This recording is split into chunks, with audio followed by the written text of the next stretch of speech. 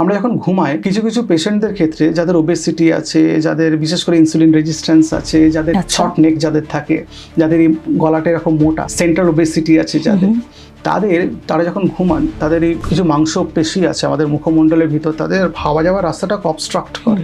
Abstract করলে কি হবে? হাওয়া যাবে না, অক্সিজেন যাবে না, অক্সিজেন ড্রপ করে। এই হাওয়া যাওয়ার রাস্তার সামনে যে পেশিটা চলে আসে, শ্বাস নেবার সময় সেটা কাঁপে, তখন নাক ডাকার মতো ভাইব্রেশন হয়, তখন নাক ডাকার মতো আওয়াজ হয়, এটাকে স্নরিং বলি আমরা। এবং এই স্নরিং এর জন্য যেটা হয়, অক্সিজেন ক্রনিক্যালি ড্রপ করে আমাদের রক্তে, এবং তার জন্য ইনকমপ্লিট অক্সিডেশনের অনেক মেটাবলিক পাথওয়ে ঘেটে যায়, গন্ডগোল হয়, ব্রেনে অক্সিজেন পৌঁছয় না ঠিকঠাক, তার জন্য আমাদের হিমোগ্লোবিন বেড়ে যায়। হিমোগ্লোবিন বেড়ে যাওয়া খারাপ জিনিস, কিন্তু রক্ত ঘন হয়ে গেল।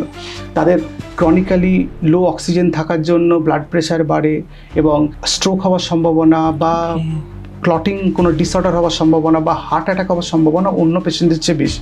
এবং যেহেতু রাত্রিবেলা ভালো করে ঘুম হচ্ছে না, স্লিপ সাইকেলটা কমপ্লিট হচ্ছে না, ওই যে কর্টিজল বাড়তে থাকে, সেটা তো আরও ওজন বাড়াতে থাকে, ফলে আরও মোটা হতে আরম্ভ করে। মেটাবলিক ডিজিজের সঙ্গে সংযুক্ত মানে যুক্ত একটা অসুখ, এটার নাম হচ্ছে ওএসএ বা অবস্ট্রাকটিভ স্লিপ অ্যাপনিয়া। এটা চিকিৎসা করতে হয়, এবং পলিসোমনোগ্রাফি বলে একটা পরীক্ষা আছে, যেটার মাধ্যমে এটা ডায়াগনোজ করতে হয়, এবং তার চিকিৎসা পদ্ধতি আছে, সিপ্যাপ মেশিন আছে, তার লাইফস্টাইল মডিফিকেশন আছে, ওজন কমানো ইত্যাদি অনেক কিছু তার সিস্টেম, সাপোর্ট সিস্টেম আছে, সেগুলো করতে হয়। সম্পূর্ণ ভিডিওটি দেখতে ভিজিট করুন আমাদের ইউটিউব পেজ দ্য ওয়ার্ল্ড আরোগ্য।